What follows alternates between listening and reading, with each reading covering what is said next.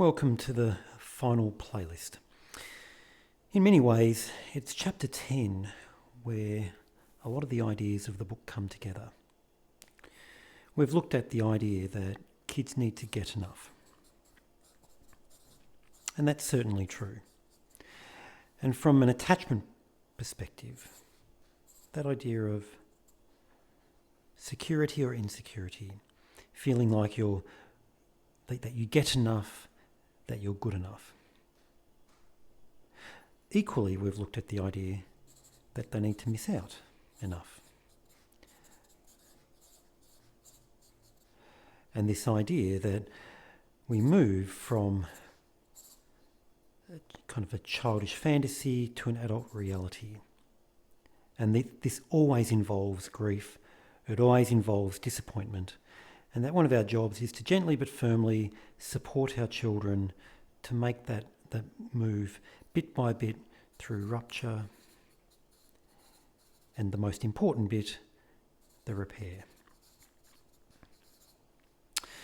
And we've also looked at the idea that we want to help our children move away from a reptile way of relating, that combative avoidant, to a more mammal, a more human way of interacting.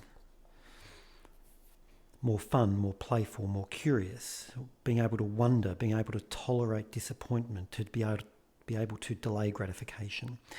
And so, though that is the theory, this is what we would wish for our children, that they feel more secure, that they're more able to tolerate disappointment, that they can get over disappointment, that they're able to cooperate, that they can have fun, they can be curious. And in many ways, this last thing we provide as a parent helps to meet all three of these needs. And we're going to start off with this idea that we want to react less. So there are times when your child feels strong emotions that fill them up and they overwhelm them. Effectively, their strong emotions have taken over. They're feeling like a reptile. And they've got ways of coping with this state, but for many children, they get overwhelmed by their emotions and their coping strategies aren't enough to deal with it. Well, there's a very effective way to get rid of that difficult emotion. And it goes back to this idea that you've got the attachment object and the child. When the child has discomfort, they make it somebody else's problem. You give it to the other person. And so in this state, they're feeling discomfort, overwhelmed. Well, there's someone that they can give it to. They can dump their strong emotion into you.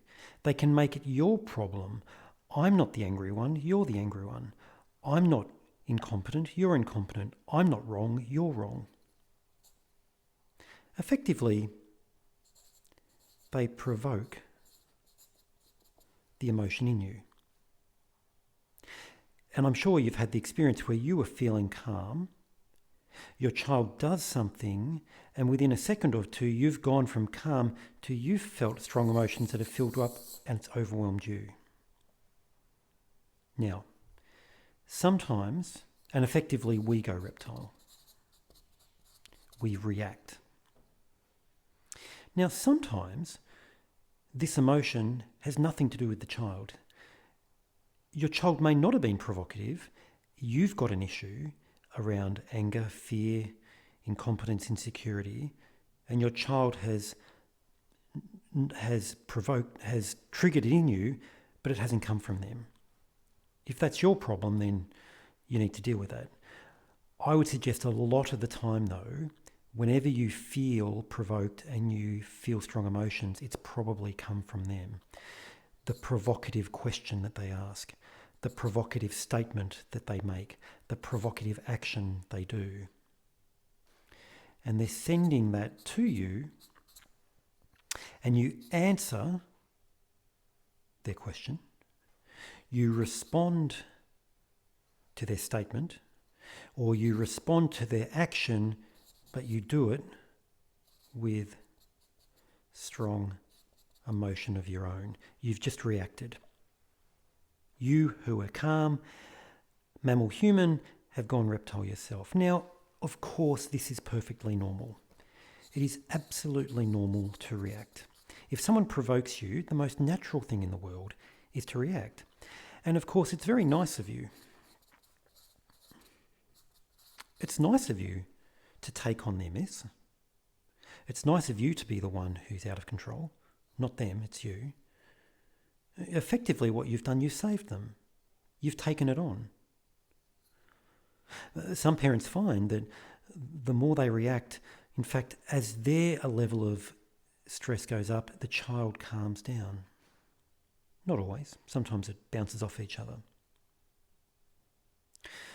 But in many ways, you have saved them by making it your problem.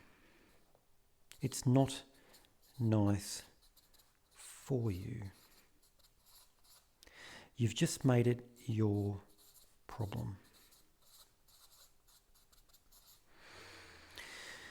And the relationship suffers because at the end of two reptiles having a go at each other, there's avoidance.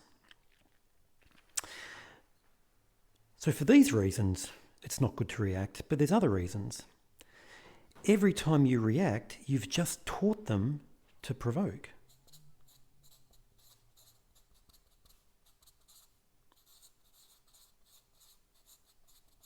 Every time this works, we tend to repeat things at work.